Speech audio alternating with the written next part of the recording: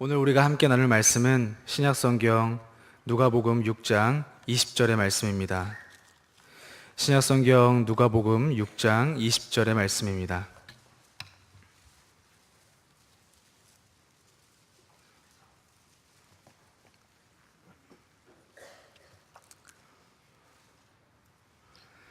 우리 함께 하나님 말씀을 봉독하겠습니다.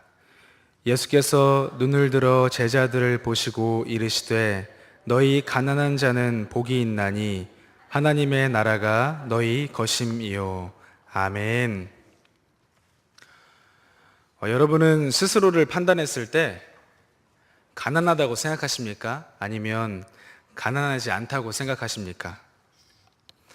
이 질문을 받으면 누구나 고민을 하기 마련입니다. 왜냐하면 우리 주변에는 분명 나보다 더 많이 가진 사람들이 있는 반면에 나보다도 훨씬 없는 사람들이 있기 때문입니다. 이것을 상대적 빈곤이라고 말하기도 합니다. 상대적으로 현재의 우리는 다른 사람과 비교했을 때 늘 부족함을 느끼고 있습니다. 전에 신대원 면접을 볼 때 면접관이 저에게 이런 질문을 했습니다. 만약 자네에게 3가지 소원을 들어준다고 한다면 무엇을 달라고 할 텐가? 이 질문을 받고 잠시 정신이 멍했습니다. 전혀 예상하지 못했던 질문이었기 때문입니다. 정신을 차리고 이렇게 대답을 했는데요. 3가지 중에 3번째는 생각이 나지 않습니다. 2가지가 생각이 났는데 첫 번째는 이랬습니다. 첫째, 지식이요. 제가 아는 게 많이 없어서 지식이 꼭 필요합니다. 정말 말도 안 되는 얘기였죠. 둘째, 사람의 이름을 한 번만 들어도 기억할 수 있는 능력이 저에게 있었으면 좋겠습니다. 왜 그러냐 그랬더니 교회에서 사역을 할 때 성도들의 이름을 불러주고 싶은데 때로는 이름이 생각나지 않을 때가 너무나 많아서 그렇게 대답을 했습니다. 잘 대답한 건가요? 생각해보면 잘 대답한 것 같기도 한데 생각해보면 더 멋진 거를 얘기할 수 있었다라는 아쉬움도 새삼 제 마음 가운데에 있습니다. 언젠가 대학생들에게도 이런 비슷한 질문을 던진 적이 있습니다. 만약 너희들에게 누군가 소원을 들어준다고 한다면 어떤 걸 들어달라고 이야기하겠냐? 그때 많은 리더들이 이런저런 대답을 했습니다. 그 가운데 많은 사람들이 격하게 공감했던 한 청년의 이야기가 있었는데요. 매일 아침 눈을 떴을 때 집 앞에 100만 원이 있었으면 좋겠어요. 통장에 쏴지는 것도 아니고 집 앞에 그 현금으로 100만 원이 이렇게 놓여져 있으면 좋겠다라는 이야기를 해주더라고요. 저의 경우나 대학생들의 경우나 우리는 모두 현재의 상태에 만족하고 있지 못합니다. 그래서 사람들이 그렇게 복 받기를 원하는 것 같습니다. 나에게 부족한 것이 많기 때문이며 그 부족한 것에 얼마만이라도 채워지기를 바라는 마음이 있기 때문이죠. 흔히 인생 역전의 기회를 잡기 위한 하나의 수단으로 로또를 이야기하곤 합니다. 제가 살던 예전 동네에 로또 명소가 하나 있었습니다. 저는 그곳을 지나가면서 왜 저렇게 사람들이 많이 있나라고 주의 깊게 관찰을 했는데 보니까 로또 명소더라고요. 1등, 2등, 3등 당첨이 정말 많이 돼서 주말이 가까워지면 사람들이 북적북적거립니다. 줄을 서서 그곳에서 로또를 사려고 합니다.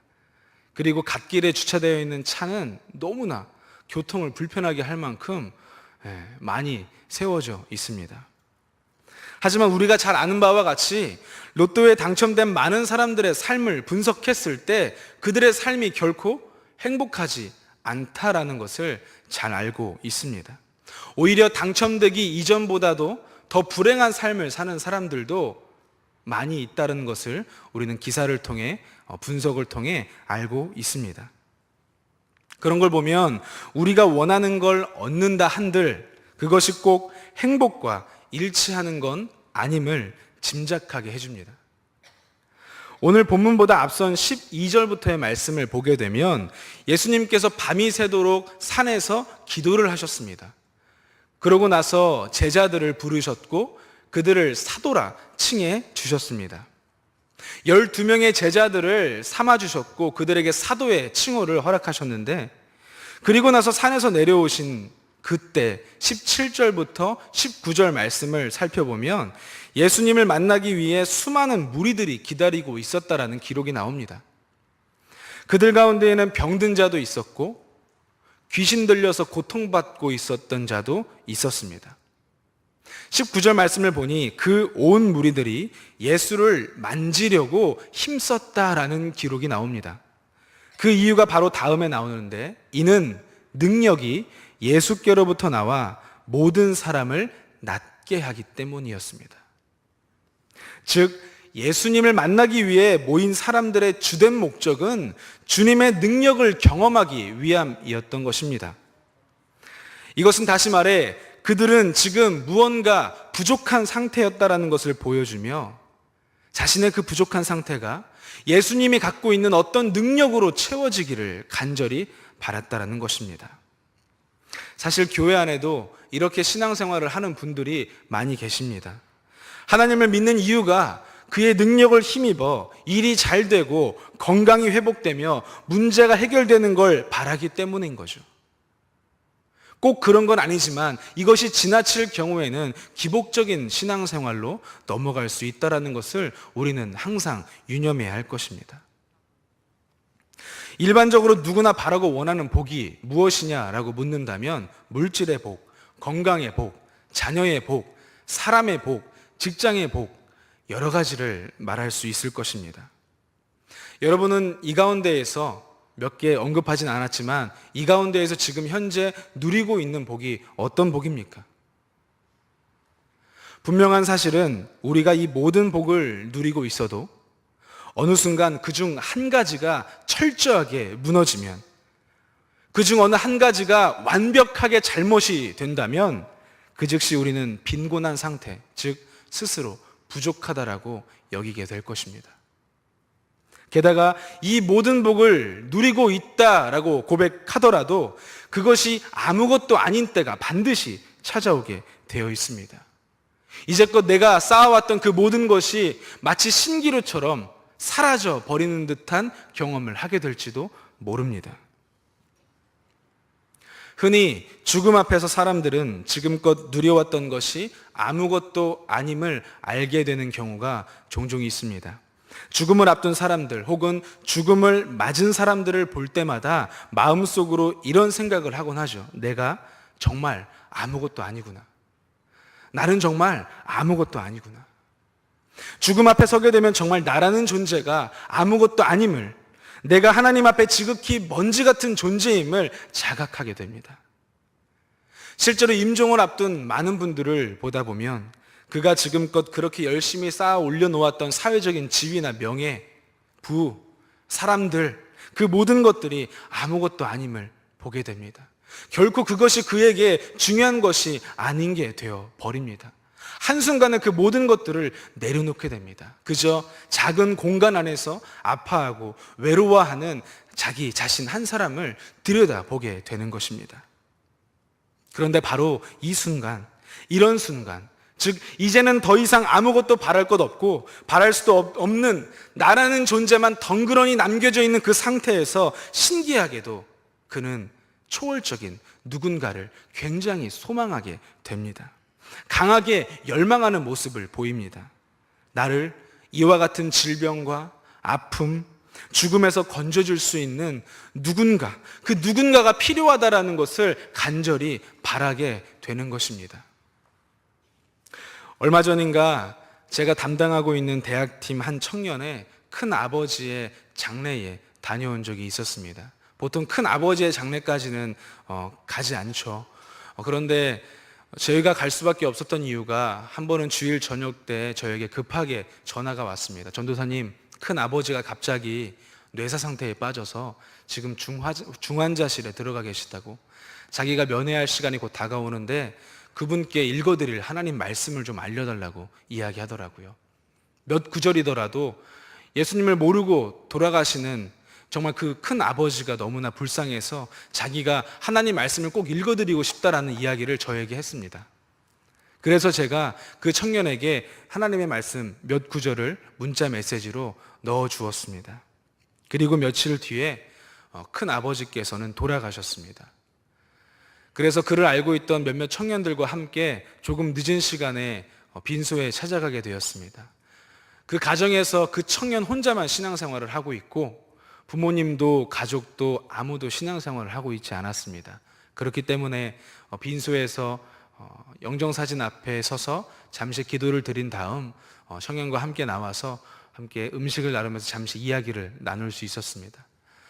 그 청년의 아버지와 어머니도 잠깐 오시더니 감사하다라는 이야기를 전해주셨습니다. 그렇게 얼마의 시간이 흘렀을까? 잠시 뒤 그 가족들 중에 한 분이 저희들에게 오시더니 큰아버지를 위해서 예배를 드려줬으면 좋겠다라는 이야기를 건네주었습니다.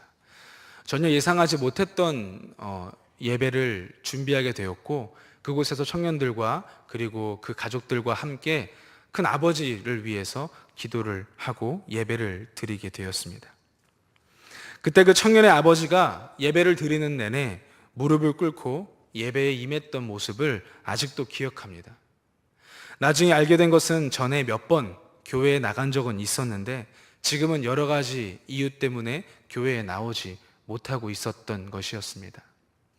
그리고 장례가 마친 그 다음 주에 아버지와 함께 산부 예배에 나와 예배를 드렸던 그 청년을 마당에서 만날 수 있었습니다. 너무 반가웠고 아버지께 인사를 드렸습니다. 물론 매주 그 아버님께서 교회에 나와 예배를 드리는 것은 아니지만 그것이 기회가 되고 계기가 되어서 아버님께서 교회에 다시 한번 발걸음을 한다라는 것은 저희 모두에게 큰 의미가 있었던 시간이었습니다. 이처럼 인간은 자신이 아무것도 할 수 없는 절박하고 철저히 무능한 상태일 때에야 비로소 눈에 보이지 않는 존재, 전능자에 대한 기대를 갖게 된다라는 것입니다.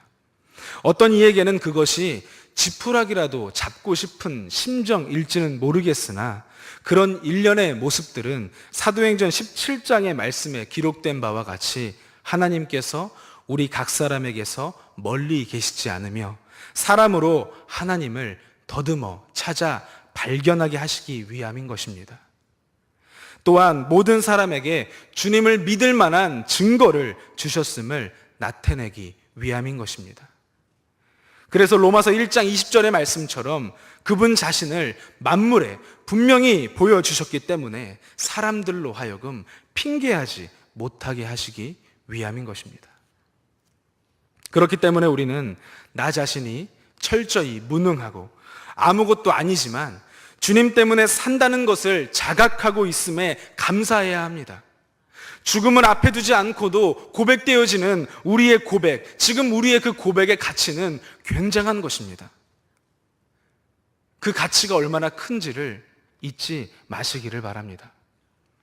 그저 나의 무능함을 인정하는 데에서 그쳐서는 안 됩니다. 그저 내가 무능하다는 것만을 인정하는 데에 그쳐서는 안 된다는 것입니다. 그런 인생은 매우 비참합니다. 그 무능함을 보고 나의 철저히 무력함을 바라보면서 그것을 바꾸어 줄 구원자를 소망하는 인생이 되어야 합니다. 우리를 철저한 그 죽음의 그늘 가운데에서 건져주실 전능자를 소망하는 그런 인생이 되어야 한다라는 사실입니다. 사도행전 3장을 보게 되면 나면서부터 걷지 못하는 한 사람에 관한 이야기가 나옵니다. 그는 여태껏 한 번도 걸어본 적이 없었습니다. 그저 걸어다니는 사람들을 보았을 뿐이었고 가족들이 걷는 모습을 막연하게 바라만 보았던 인생이었습니다. 다른 사람은 다 걷는데 자기는 걷지 못한다는 것을 알게 되었을 때 얼마나 그의 인생이 비참했을까요? 얼마나 자기 비관적인 인생을 살 수밖에 없었을까요? 어떤 희망도 없었고 무언가 매진할 여력조차 없는 그는 그저 성전 미문에 앉아서 성전에 지나다니는 모든 사람들에게 구걸하는 신세로 하루하루를 살아야만 했습니다.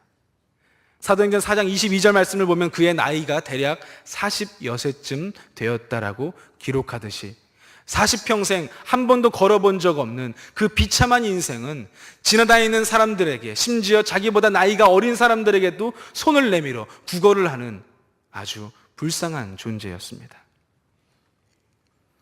항상 매일같이 그곳에 있었던 그를 바라보는 사람들의 시선도 그리 곱지만은 않았을지 모릅니다. 어쩌면 늘 그 장소에 붙박이처럼 앉아있는 그 사람을 이제는 인지하지도 못하고 그저 지나쳐버리는 사람들도 분명히 있었을 것입니다. 그런데 그가 놀라운 경험을 하게 됩니다. 오후 3시 성전에 올라가서 기도하기 위해 길을 떠났던 베드로와 요한을 만나게 되는 것입니다. 그날따라 베드로와 요한은 그를 집중하게 되고 그 안진뱅이, 그 거지 구걸하던 자는 베드로와 요한에게 무언가를 간절히 구합니다. 사도행전 3장 5절은 이렇게 기록합니다. 그가 그들에게서 무엇을 얻을까 하여 바라보거늘. 무언가를 얻기 위하여 그를 바라보고 있을 때 베드로는 그 안진뱅이에게 이렇게 말합니다. 은과 금은 내게 없거니와 내게 있는 것을 너에게 주노니 나사렛 예수 그리스도의 이름으로 일어나 걸으라. 그리고 그는 그의 오른손을 잡아 일으켰고 발과 발목에 힘이 생겨 그는 서기에 되고 걷게 되며 뛰며 주님을 찬송하는 기록이 사도행전 3장에 나와 있습니다. 우리가 스스로 철저히 무능하고 아무것도 내세울 것 없는 정말 아무것도 아닌 존재구나라는 걸 그저 자각만 해서는 안 됩니다. 그런 인생은 이 안진뱅이와 크게 다를 바가 없습니다. 그 상태로 매일 그 같은 장소에서 하루하루 사람들에게 구걸하는 인생, 좀처럼 소망을 찾기가 어려운 인생, 매번 절망을 경험하는 인생으로 살아가게 될 것입니다. 그러나 그런 인생을 단번에 일으키신 하나의 힘, 유일한 힘, 그것이 바로 나사렛 예수 그리스도의 이름이었습니다. 주님 그분뿐이십니다. 우리를 일으키시고 우리와 늘 함께 하셨고 지금도 함께 하시며 앞으로도 변함없이 영원히 함께 하실 성삼위 하나님 그분밖에는 없습니다. 그분은 우리를 새로운 피조물로 변화시키셨고 그렇기 때문에 우리는 그분을 간절히 소망하며 그분을 구해야 하는 것입니다. 바로 이러한 모습을 오늘 본문에서 주님은 가난한 자라고 말씀하십니다. 그런 인생이 하나님의 나라를 얻을 수 있다라고 말씀하십니다.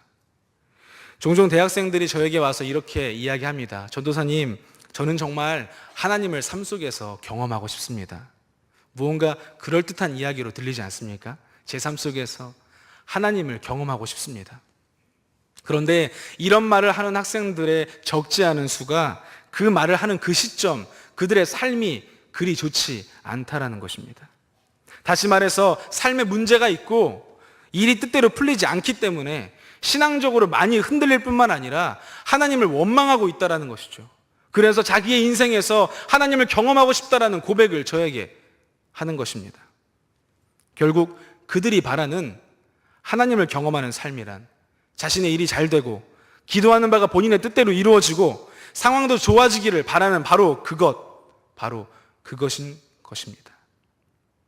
이것이 어디 대학생들만의 이야기일까요? 때로는 저와 여러분의 신앙생활에서도 이와 비슷한 모습들이 보여질 때가 있습니다. 여전히 우리는 하나님을 경험하고 싶다는 표면적인 고백 이면에 여전히 나를 배부르게 하고 나를 만족시키며 끊임없이 나 스스로를 부족함 없는 상태로 만들어 놓으려고 주님께 매달리고 있는지도 모릅니다. 그래서 예수님은 부족한 상태로 그분께 온 무리들을 향해 누가복음 6장에서 말씀하신 것입니다. 복에 대해서, 주님께서 말씀하시는 복에 대해서, 이 땅을 살아가는 그리스도인들이 추구해야 할 복에 대해서 말씀하시는 것입니다. 마태복음 5장의 산상수훈과 같은 맥락에서 살펴볼 수 있는 이 말씀에서 주님은 가난한 자에 관하여 말씀하고 있습니다. 예수님께서는 우리가 철저히 가난해지고 빈곤해지기를 원하십니다. 여기서 말하는 가난은 물질적인 파산 상태가 아닙니다. 우리가 스스로 아무것도 할 수 없는 존재라는 것을 자각하는 것. 누군가의 도움이 없으면 살 수 없거나 설령 그 도움이 있다 하더라도 절대적으로 우리는 그 상황을 벗어날 수 없다라는 것. 그래서 오직 하나님에게 모든 것을 맡길 수밖에 없는, 하나님 한 분이면 된다라는 강한 확신과 신뢰를 기반으로 하는 영적인 갈급함, 그 영적인 배고픔을 오늘 주님은 가난한 자라고 말씀하시는 것입니다. 그렇다면 지금 우리의 모습은 어디까지, 어디쯤 와 있는 것 같으십니까? 나는 정말로 아무것도 할 수 없는 존재라는 걸 자각하고 있으십니까? 누군가 아무리 나에게 도움의 손길을 보낸다 한들 근본적인 문제가 해결되지 않을 거라는 것을 인정하면서 살고 계십니까? 나면서부터 걷지 못하며 예수 그리스도의 이름으로 인하여 다시금 일으킴을 받은 그 안진뱅이, 그가 일어난 것처럼, 그가 새 삶을 얻은 것처럼 오직 주님만이 나를 변화시키는 분이시고 오로지 그분을 신뢰하는 삶이 복된 인생임을 고백하십니까? 이런 인생이 하나님의 나라를 받게 될 것입니다. 이런 인생이 하나님의 나라를 받는 인생이 될 것입니다. 구약성경 사무엘하 9장 말씀을 보면 아까 사도행전 3장을 통해 나누었던 나면서부터 걷지 못한 사람처럼 비관적인 인생을 살 수밖에 없는 한 인물을 소개하고 있습니다. 그런데 여기 등장하는 이 인물은 안진뱅이와는 사뭇 다른 모습을 보입니다. 바로 이 사람을 통해 오늘 우리는 가난한 자의 인생에 대한 이해에 힘을 실기를 원합니다. 이야기는 이렇게 시작을 합니다. 사울 왕이 죽게 됩니다. 그리고 다윗 왕이 이스라엘의 두 번째 왕으로 재위하게 됩니다. 다윗은 사울 왕 때보다 훨씬 더 나라를 건강하고 튼튼하게 이룩하려고 노력합니다. 그러던 중 다윗은 전에 요나단과 맺었었던 약속을 기억하는데요. 훗날 다윗이 그의 모든 대적을 물리칠 때 내 집을, 즉 요나단의 집을, 즉 사울 왕의 집을 영원히 끊어버리지 말고 자비를 베풀어 달라고 말했던 요나단과의 약속을 기억하게 됩니다. 그래서 다윗은 사람들을 불러서 아직 사울 왕가에 남아있는 사람이 없는지 찾아보라고 명령을 내리죠. 그런 그때 한 사람이 그에게 등장을 합니다. 그는 사울 집에서 종으로 일했던 시바라고 하는 사람이었습니다. 그런 그는 다윗에게 요나단의 아들이 아직 살아있다라는 소식을 전해주게 됩니다. 이 얼마나 반가운 소식입니까? 다른 사람도 아니고 자기가 그토록 사랑했던, 자기 목숨처럼 사랑했던 요나단의 아들이 살아있다라는 소식을 듣고 사람을 보내 그를 데려오게 합니다. 그의 이름은 무비보셋입니다. 그는 사울 왕가가 블레셋과의 전쟁에서 길보아 전투 가운데에 다 죽임을 당할 때 그 무비보셋을 데리고 있었던 유모가 자신의 목숨, 이 아이의 목숨이 위험하다라는 것을 깨닫고 급히 도망하는 바람에 그 아이를 안다가 놓치고 말아 두 다리를 저는 상태가 되어버렸습니다. 5살 때부터 두 다리를 절어서 제대로 걷지 못하는 절름발이, 자신을 드러내놓지 못하고 숨어서 도망다니며 살아야 했던 그 무비보셋이 두렵고 떨리는 마음으로 다윗 왕 앞에 서게 됩니다. 그런데 다윗은 그 사내에게 은총을 베풉니다.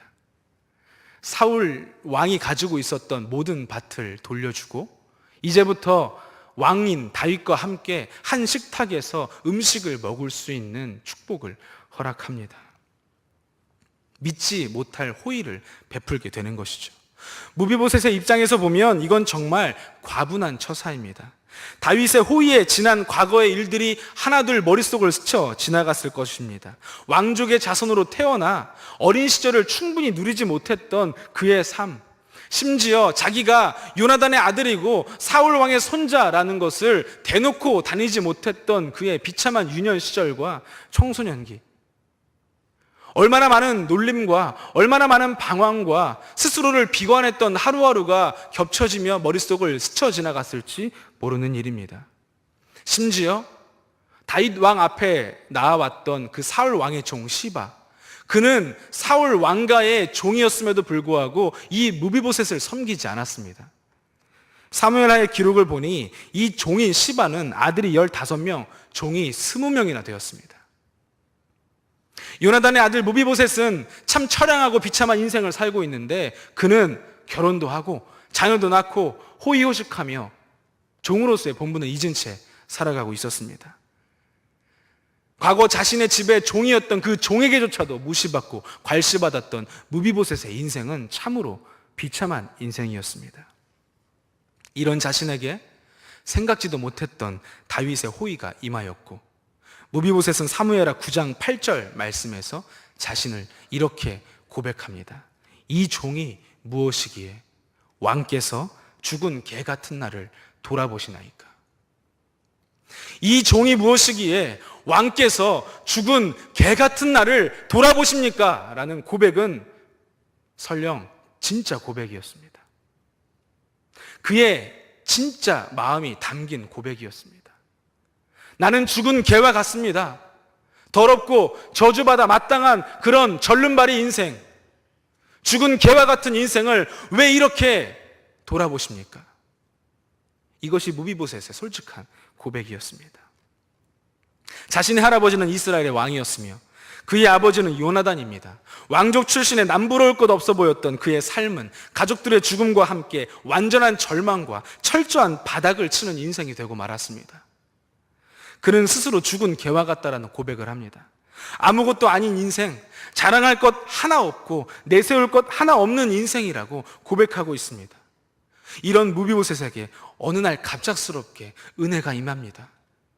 자신을 알아봐주는 다윗 왕이 찾아오게 됩니다. 잃었던 것을 되찾게 됩니다. 심지어 왕과 함께 먹을 수 있는 권한도 얻게 됩니다. 사랑하는 성도 여러분, 주님께서 저와 여러분에게 베풀어 주신 은혜 역시 이와 같습니다. 하나님께서 우리를 만나주시고 믿음을 주신 것은 전적으로 하나님의 호의입니다. 우리가 무언가를 이뤘기 때문도 아니며 어떤 것을 잘했기 때문도 아닙니다. 그저 우리는 무비보셋처럼 주님, 내가 무엇이기에 죽은 개 같은 나를 돌아보십니까? 주님, 내가 죄인입니다. 라고 고백하며 주님 앞에 엎드리는 것밖에는 할 수 있는 것이 없는 자들입니다. 무비보셋이 스스로 그토록 절망적인 상황 가운데 있으면서 얼마나 스스로를 비관했을까요? 그러나 그는 나면서부터 걷지 못했던 안진뱅이와는 다른 모습을 보였습니다. 다른 인생을 살고 있었습니다. 그는 철저히 자신의 무능함을 자각했고 여호와 하나님을 간절히 구하는 인생이었습니다. 사무엘하 9장 12절을 보면 무비보셋의 어린 아들 하나가 등장을 하는데 그의 이름은 미가입니다. 그 이름의 의미는 누가 여호와와 같은가? 누가 주와 같으랴? 상황과 환경에 좌우하지 않으며 오로지 자신의 삶을 인도하시는 이가 주님밖에 없음을 고백하며 그의 신앙 고백적인 소망을 담아 자녀의 이름을 지은 이 사람이 바로 무비보셋입니다. 이 사람과 같은 사람이 바로 주님께서 말씀하시는 하나님의 나라를 허락받는 가난한 자의 모습인 것입니다. 사랑하는 명선의 성도 여러분, 주님은 안진뱅이를 일으켜 세우시는 것처럼 우리를 일으켜 세워주셨습니다. 그런데도 여전히 안진뱅이적 시절처럼 줄임배를 채우기 위해 구걸하는 삶을 살아서야 되겠습니까? 참 불쌍하고 보잘것없는 나라는 존재에게 자비와 긍휼을 베풀어 주신 여호와 하나님을 구하며 하나님을 간절히 원하는 삶을 살아야 할 것입니다. 주님께서는 오늘도 저와 여러분에게 동일하게 말씀하십니다. 너희 가난한 자들은 복이 있을 것이다. 왜냐하면 천국이 너희 것이기 때문이다. 하나님의 나라는 가난한 자들의 것입니다. 자기 자신을 철저히 비우며 오로지 하나님만을 바라는 영적 배고픔의 상태. 주님의 이 말씀이 저와 여러분의 믿음의 불씨를 다시금 불타게 하는 살아계신 하나님의 말씀이 되시기를 소망합니다. 기도하겠습니다. 하나님 아버지, 아무것도 아닌 인생을 찾아주시고 한없는 은혜를 부어주셔서 감사드립니다. 주님의 자비와 긍휼이 아니고는 살 수 없는 저희들이오니 매일의 삶 속에서 교만하지 아니하며 세상에 썩어질 것들의 소망을 두기보다 영원히 썩어지지 않을 영광의 주님께 소망을 두며 살아가는 저희가 되게 하여 주옵소서. 가난한 자는 복이 있다 말씀하신 주님의 가르침에 따라 일평생 주님께 배고픈 자가 되게 하시며 주님으로부터 나오는 것들의 갈증을 느끼며 살아가는 저희가 되게 하여 주옵소서. 살아계신 예수 그리스도의 이름으로 기도하옵나이다. 아멘.